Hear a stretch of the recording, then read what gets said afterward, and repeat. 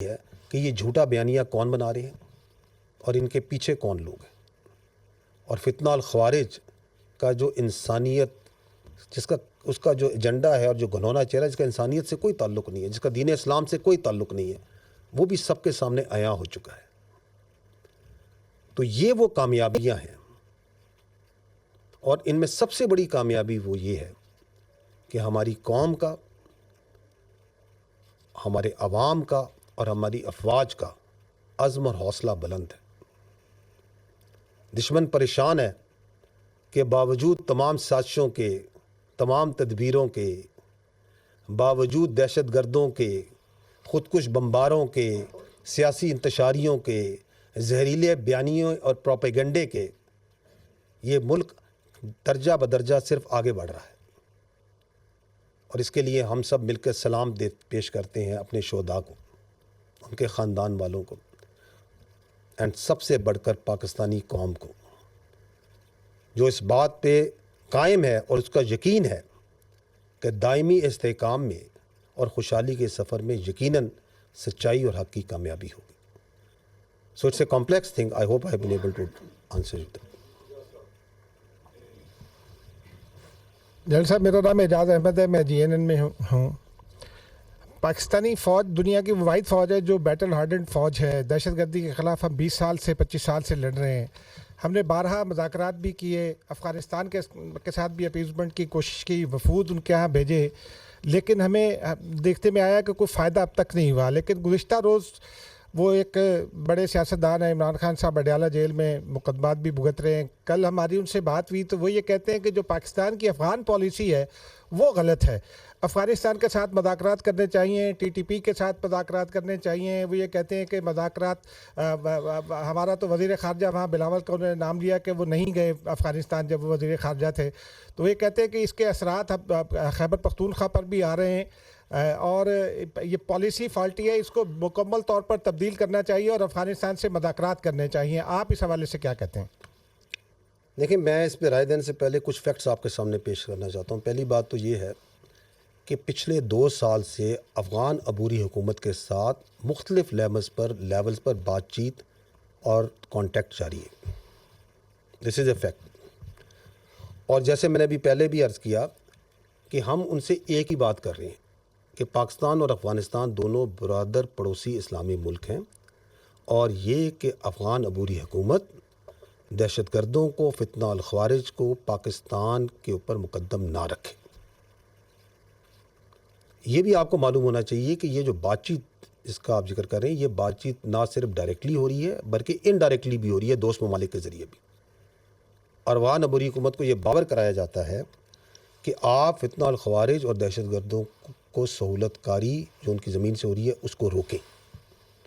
جو افغان، ابھی میں نے آپ کو بتایا کہ کتنے افغان جو ان سے ہیں جو دہشت گردی میں ملوث تھے، جو خودکش بمبار بھی تھے، پکڑے گئے، کتنے جنم حاصل ہوئے. تو ہم انہیں کہتے ہیں کہ یہ جو افغان ہیں ان کو آپ کنٹرول کریں کہ یہ دہشت گردوں کے ساتھ شامل ہو کے پاکستان کے اندر آ کے دہشت گردی نہ کریں. ان افغان خودکش بمباروں کو کنٹرول کریں. لیکن اگر اس مسلسل رابطے اور اس کانٹیکٹ کے باوجود اگر افغانستان کی سرزمین میں فتنہ الخوارج کے جو لیڈران ہیں، ان کے جو تربیتی مراکز ہیں، ان کے جو رابطے ہیں، وہ آزادی سے آپریٹ ہوتے رہے اور روزانہ کی بنیاد پر ہمارے جو معصوم شہری ہیں اور قانون نافذ کرنے والے جو رکھوالے ہیں ان کا ناحق خون بہایا جائے، تو کیا ہم بیٹھ کر یہ تماشا دیکھتے رہیں؟ میں آپ سے یہ جو آپ نے ذکر کیا اپنا، تو یہ جو دوغلی سیاست کا یہ جو پرچار کرتے ہیں، میں ان سے ایک سادہ سوال کرتا ہوں کہ آج سے ٹھیک 6 دن پہلے 21 دسمبر 2024 کو جنوبی وزیرستان میں 16 FC کے جوان فتنہ الخوارج سے جمامردی سے لڑتے ہوئے شہید ہوئے. کیا ان کے خون کی کوئی قیمت نہیں ہے؟ کیا وہ اس پاکستان کے اور وہ سب کے سب، کیا اس خیبر پختونخوا کے شیر دل جوان نہیں تھے؟ میں یہ سوال کرتا ہوں کہ 2021 میں جب فتنہ الخوارج کی کمر ٹوٹ گئی تھی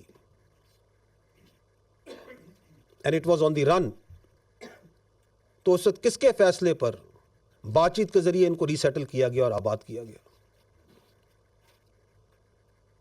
کس نے ان کو طاقت اور دوام بخشا؟ اور یہ جو فیصلے جن کا ہم سب اس وقت خمیازہ بھگت رہے ہیں، آپ سب کو معلوم ہونا چاہیے کہ آپ کے قانون نافذ کرنے والے رکھوالے اور آپ کے جوان روزانہ ان فیصلوں کی لکھائی اپنے خون سے دھو رہے ہیں. اور میں آپ سے یہ سوال بھی کرتا ہوں کہ اگر کوئی فریق اپنی گمراہ سوچ اور اپنی مرضی مسلط کرنے پہ تلا ہو تو اس سے کیا بات کریں؟ اگر اس طرح کے ہر مسئلے کا حل بات چیت میں ہوتا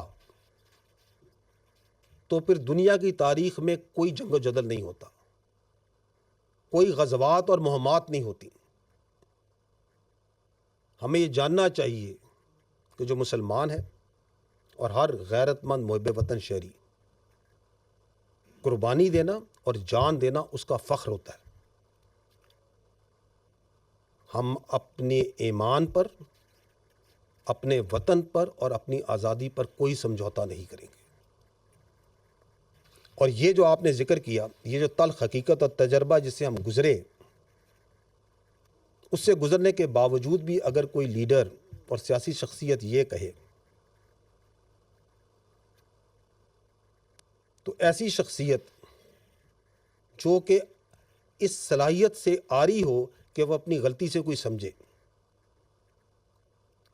اور جو یہ سمجھتا ہو کہ اسے ہر چیز کا مکمل علم ہے، تو ایسے رویوں کی قیمت پوری قوم اپنے خون سے چکاتی ہے اور ہم کر رہے ہیں. یہ جو سو کالڈ پالیسی تھی بات چیت کی اور ری سیٹلمنٹ کی، اس کا خمیازہ آپ اور ہم سب بھگت رہے ہیں. اور یہ جو اب تکرار کی جا رہی ہے، کم از کم یہ بات تو مکمل طور پہ یہ واضح کرتی ہے کہ 2021 میں بھی کس کی ضد تھی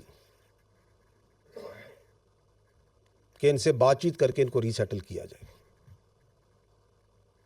اور اس ضد کا جو قیمت ہے وہ پاکستان اور بالخصوص خیبر پختونخوا ادا کر رہا ہے.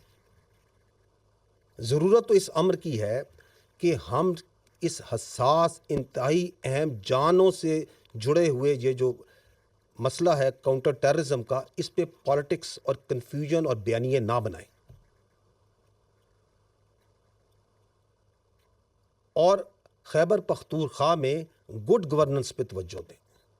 میں نے آپ کو پہلے بھی کہا کہ یہ گورننس کے جو گیپس ہیں یہ ڈیلی ہم اپنی قربانیوں سے، اپنے شہداء کے خون سے پورا کر رہے ہیں.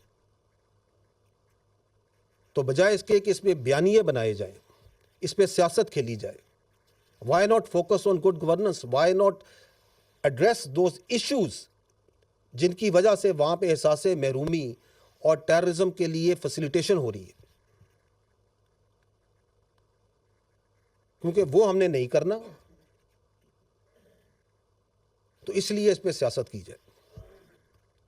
But I think time has come where we need to stand together and say no more politics on terrorism.